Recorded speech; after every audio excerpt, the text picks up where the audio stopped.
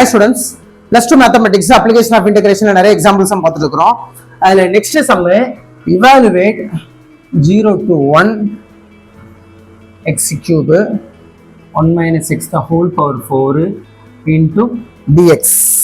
ஏற்கனவே ஒரு மூணு மெத்தட்ல சைனை மட்டும் இன்டெகிரேட் பண்றது எப்படி, அதாவது சைனோட பவர்ஸை எப்படி இன்டெகிரேட் பண்றது, காசோட பவர்ஸை எப்படி இன்டெகிரேட் பண்றது, ஒருவேளை சைனும் காசும் சேர்ந்து வந்தா அதை எப்படி இன்டெகிரேட் பண்றது, இந்த மாதிரியான ரூட்ஸ் எல்லாம் நமக்கு தெரிஞ்சு போச்சு. இப்போ ஒவ்வொரு அந்த சைன் காசை நம்ம இன்டெகிரேட் பண்ணும்போதெல்லாம் பாத்தீங்கன்னா லிமிட் வந்து 0 to π/2 இருக்கும். ஆனா இங்க வந்து லிமிட் 0 to 1 இருக்கு. அகைன் சைன் காசு எதுவுமே வரல, இன் டர்ம்ஸ் ஆஃப் எக்ஸ்ல தான் இருக்குது. ஸோ இதையும் இன்டெகிரேட் பண்றதுக்கு நமக்கு ஒரு ரூட் ஒன்று கொடுத்துருக்காங்க. என்ன அப்படின்னா அந்த ஃபார்முலா IMN அப்படிங்கிற மாதிரி இன்டெகிரல் இருந்தால் அது என்ன ஃபார்முலா இருக்கும், 0 to 1 x power m 1 minus x power n into dx. இந்த மாதிரி இருந்தா நம்ம அதை என்ன செய்யணுமாம், n by m plus n plus n again im n minus 1 ஆக நம்ம என்ன செஞ்சுக்கிடணுமா, சுருக்கிக்கிடணும் அப்படின்னு சொல்லியிருக்கிறாங்க. இந்த ஃபங்க்ஷனை வந்து நம்ம எப்படி புரிஞ்சுக்கிறதுன்னு பாருங்க. இந்த மாதிரி இன்டெகிரல் இருந்தா அடுத்த ஸ்டெப் அதை எப்படி சிம்பிளிஃபை பண்றது, இந்த பவர்ஸ் ரெண்டையும் ஆட் பண்ணி அதை ஒரு மடங்கு கூட்டிடணும். அகைன் ரெண்டாவது வரக்கூடிய இந்த எண்ணை வந்து மேல அப்படியே போட்டுடணும். தென் இந்த இன்டகிரேஷன் அகைன் அப்படியே சிம்பிளிஃபை ஆகுது. இந்த எக்ஸோட பவர்ல எந்த சேஞ்சஸும் கிடையாது. ஆனா 1 மைனஸ் எக்ஸோட பவர் வந்து என்னவா மாறுதான், n-1 மாறி அப்படி படிப்படியா சுருங்கி கடைசியில நமக்கு என்ன வரும், ஆன்சர் வரும். ஸோ ஸ்டெப் பை ஸ்டெப்பா செய்ய வேண்டிய சம் இது. இந்த ஃபார்முலாவை நம்ம என்ன செஞ்சுக்கணும், நன்றாக புரிந்து கொள்ள வேண்டும். சரி, இப்போ அந்த சம்மை எப்படி பண்றது பாருங்க. ஃபர்ஸ்ட் என்ன செய்யணும், பவரை ரெண்டையும் ஆட் பண்ணி போட்டுட்டு ஒரு மடங்கு கூட்டிக்கிடணும். 3 + 4 7, 7 + 1 8. அப்புறம் இந்த பவரை அப்படியே போட்டணும். போட்டுட்டு தென் என்ன செய்யணும், I 3,4 வந்து 3,3 ஆக மாறிவிடும். பார்த்துக்கிடுங்க. தென் 4/8 அகைன் என்ன ஆகும், இது ரெண்டையும் ஆட் பண்ணி போட்டுட்டு ஆட் பண்ணி +1 3 + 3 6, 6 + 1 7. ஸோ அகைன் மேலே இருக்க 3 அப்படியே போட்டணும். இப்போ இது எப்படி குறையும், 3,2 ஆக குறையும்.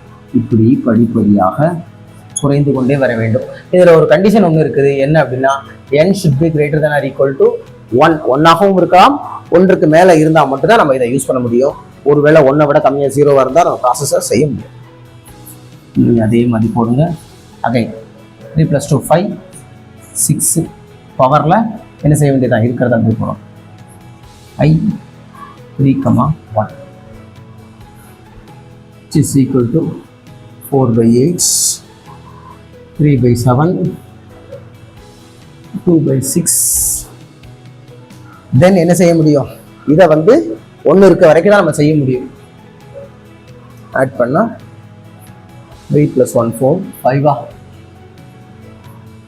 I 3,0. ஓகே, I 3,0 மட்டும் இப்போ நம்ம ஃபோக்கஸ் பண்ணோம்.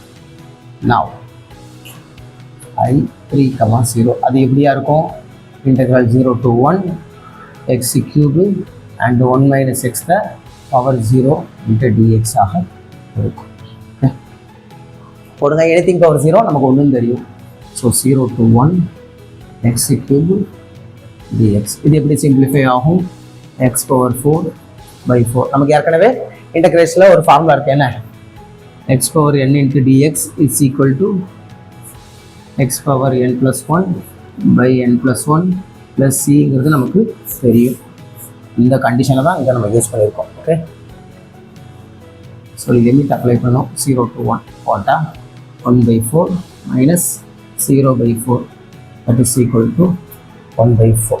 இப்போ நம்ம என்ன செய்கிறோம், இதை கொண்டு போய் அந்த 3,0ல சப்ஸ்டியூட் பண்ணிட்டோம்னா நமக்கு என்ன கிடைச்சி போச்சு, ஆன்சர் கிடைச்சி போச்சு.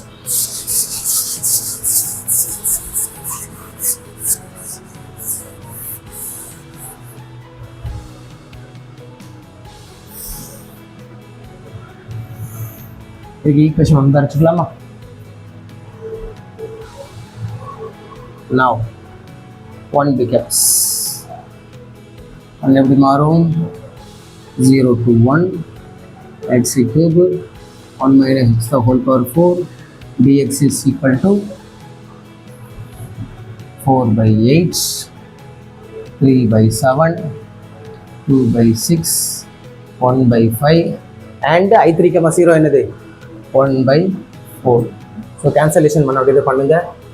4 4 கேன்சல், 3 2 6 6 கேன்சல், என்ன மட்டும்தான் இருக்கும் 1/8 into 7 into 5.